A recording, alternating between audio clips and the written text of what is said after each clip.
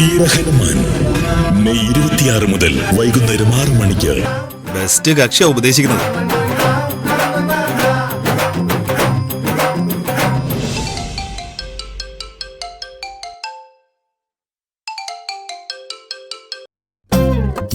ഇതെവിടെയാ? കൊറേ നേരമായാലും ഇവിടുന്ന് പോയിട്ട്. ആ അത് ഞാനേ ഒരു അത്യാവശ്യ കാര്യത്തിന് സൂര്യയുടെ കൂടെ നിൽക്കുക. നീ ഇന്നലെ എന്നോട് പറഞ്ഞിരുന്നില്ലേ അമ്പലത്തിൽ പോണോന്ന്? ഞാനോ? ഇന്നലെയോ? ഇന്നലെയോ മെനഞ്ഞാന്നോ? ഒരു കാര്യം ചെയ്, നീ പെട്ടെന്ന് റെഡിയായിട്ട് കുന്നുംപുറത്തെ ക്ഷേത്രത്തിലോട്ട് വാ. ഈ നേരത്തോ? എനിക്കിവിടെ ജോലിയുണ്ട് മനുഷ്യ. നീ ഞാൻ പറയുന്ന കേട്ടാ മതി. നീ അമ്പലത്തിലേക്ക് വന്നേ പറ്റൂ. ഇതെന്ത് കളിയാ? ദേ അടുക്കളയെ കറിയും ചോറും ഒക്കെ ആയിക്കൊണ്ടിരിക്കുക അവിടെ. താഴത്തേക്ക് ഇറക്കി വെച്ചാ അത് നിന്നെ തല്ലിയൊന്നുമില്ലല്ലോ. നമുക്ക് തിരിച്ചു ചെന്നിട്ട് വേവിക്കാം. പെട്ടെന്ന് ഇങ്ങോട്ട് വാ, ഒരു സർപ്രൈസ് ഉണ്ട്. എന്ത് സർപ്രൈസാ? ആ സർപ്രൈസ് പറയാം. നീ ചെയ്യേണ്ട വേറൊരു കാര്യം എന്താണെന്നറിയോ? അമ്പലത്തിലേക്ക് പോവാൻ നന്ദിനെ കൂടി വിളിക്കണം. അത് കൊള്ളാം. ആ വീട്ടിൽ നിന്ന് അവൾ എങ്ങനെ വരാനാ? അത് നിന്റെ ഉത്തരവാദിത്വം. നന്ദിനെ വിളിക്കണം, റെഡിയായിട്ട് നിൽക്കാനും പറയണം. നന്ദിനെ പോയി കൂട്ടി രണ്ടുപേരും കൂടി ക്ഷേത്രത്തിലേക്ക് വരണം. ഇതിൽ എന്തോ ഉണ്ടല്ലോ. എന്താ ശരിക്കുള്ള സംഭവം? എന്നിട്ട് ഞാൻ നന്ദിനെ വിളിച്ചിട്ട്? എന്റെ പൊന്നെ, നീ ഒന്ന് സമാധാനിക്ക്. ഇതൊക്കെ നമ്മുടെ സൂര്യക്ക് വേണ്ടിയാ. സൂര്യ ഞാനും അമ്പലത്തിൽ എത്തുന്നു എന്ന കാര്യം നന്ദിനോട് പറയരുത്. നിങ്ങൾ അമ്പലത്തിലെത്തുന്നു, അപ്രതീക്ഷിതമായി നമ്മൾ അവിടെ വെച്ച് കാണുന്നു. എന്താ വിവേകേ, നമ്മുടെ കാര്യം കുഴപ്പമില്ല. ആ പെങ്കൊച്ചിന് എന്തെങ്കിലും സംഭവിച്ചാലേ പത്മ മാഡം അവളെ വലിച്ചു കീറും. അങ്ങനെയൊന്നും ഇല്ലെന്നേ. സൂര്യ കൂടെ നിൽക്കില്ലേ. നന്ദിനെ നീ ഇങ്ങോട്ട് കൊണ്ടുവന്നാ മതി. ബാക്കി കാര്യങ്ങളൊക്കെ ഞങ്ങള് പ്ലാൻഡാ. എനിക്ക് പേടിയുണ്ട് കേട്ടോ. ഒരു കാര്യം മനസ്സിലാക്കിക്കോ, ഇപ്പൊ നടക്കാൻ പോകുന്നതൊക്കെ നന്ദിനിയുടെ നന്മയ്ക്ക് വേണ്ടിയാ. ഒരു നന്മ ചെയ്യുന്നതില് നിനക്ക് താല്പര്യക്കുറവൊന്നുമില്ലല്ലോ. ശരി, ഞാൻ നോക്കാം.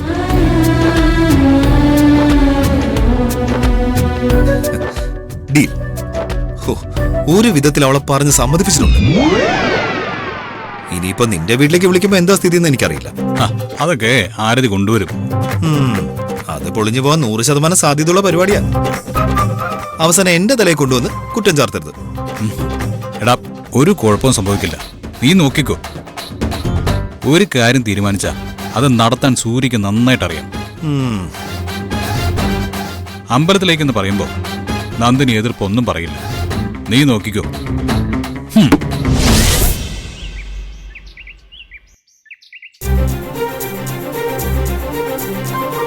അമ്പലത്തിൽ വരുന്നൊക്കെ എനിക്കിഷ്ടാ.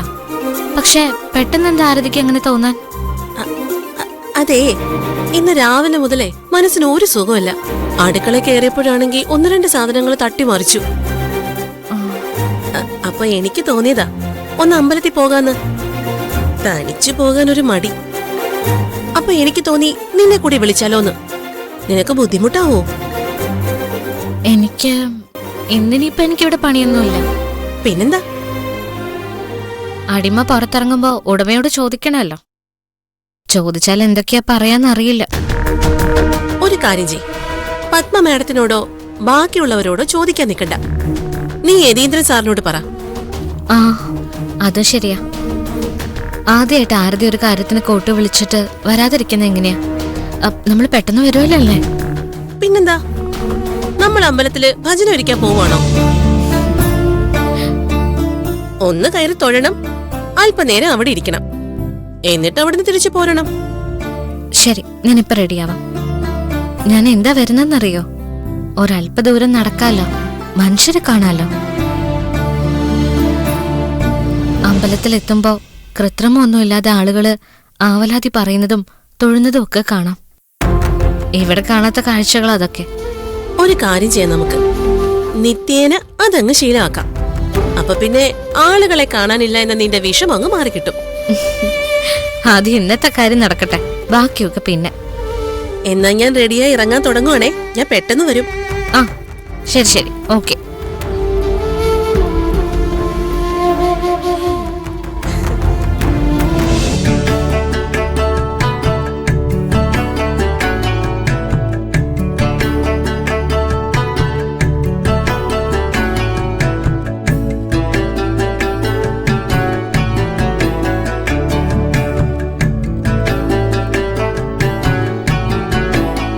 സർ, എന്താ മോളെ? ഞാനിന്ന് അമ്പലത്തിൽ പോയിക്കോട്ടെ? ഇപ്പൊ എന്താ പെട്ടെന്ന്? ആരതി വിളിച്ചു, എന്നെ കൂട്ടാൻ വരാന്ന് പറഞ്ഞു. പൊയ്ക്കോ.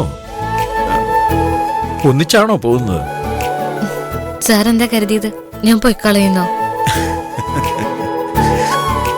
ഹേയ്, അങ്ങനെയൊന്നുമില്ല.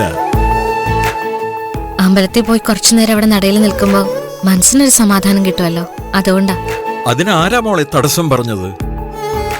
അല്ല, ഇവിടെ ബാക്കിയുള്ളവരറിഞ്ഞ നല്ലൊരു കാര്യം ചെയ്തിട്ട് അതിന്റെ പേരിൽ വിമർശനങ്ങൾ ഉണ്ടായാ അതിനെന്താ ചെയ്യേണ്ടതെന്നറിയോ? അങ്ങനെ ഒരു കാര്യം നമ്മൾ കേട്ടിട്ടേ ഇല്ലാന്നങ്ങ് കരുതുക. മോളൊന്ന് ആലോചിച്ചു നോക്കി. നമ്മുടെ വലിയ വലിയ നേതാക്കന്മാരൊക്കെയല്ലേ നമ്മുടെ ഈ നാട് നന്നാക്കിയത്. അവര് ചെയ്ത പ്രവൃത്തികൾ എത്രയോ പേര് വിമർശിച്ചിരിക്കുന്നു. എന്നിട്ട് അവരെന്താ ചെയ്തത്? എന്റെ ശരി ഇതാണെന്നും പറഞ്ഞ് അവരങ്ങ് മുന്നോട്ട് പോയി. അത് നമ്മുടെ സാധാരണ മനുഷ്യർക്കും ജീവിതത്തിൽ പ്രാക്ടിക്കൽ ആക്കാവുന്നതേ ഉള്ളൂ. നമ്മുടെ മനസ്സിൽ സത്യമെന്ന് ഉറപ്പുള്ള കാര്യത്തിന് നമുക്ക് മുന്നോട്ട് പോവാം.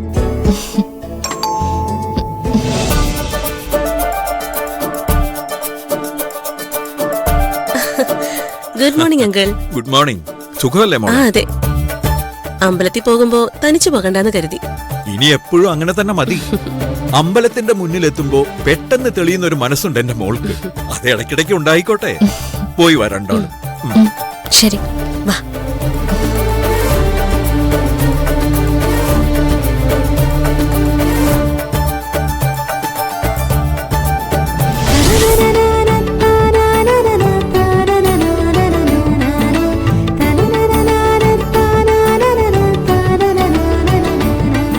ഏയ് നന്ദിനി, ഇത് എന്ത് നടപ്പാ?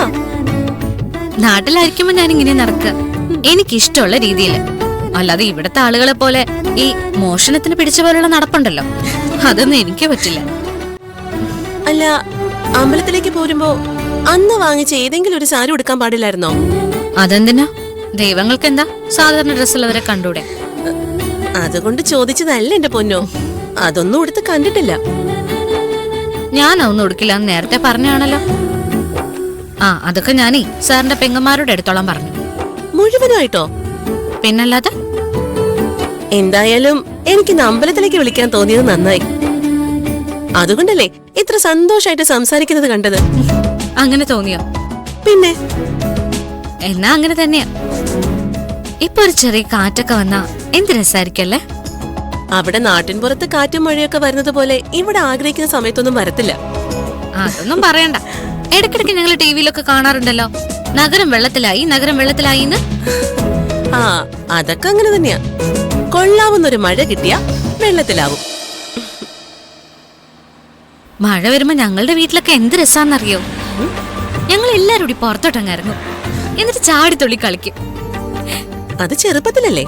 ഏയ് അല്ലെന്നേ, ഞാൻ ഇങ്ങോട്ട് പോരുന്നതിന് തൊട്ട് മുൻപ് വരെ അങ്ങനെയായിരുന്നു.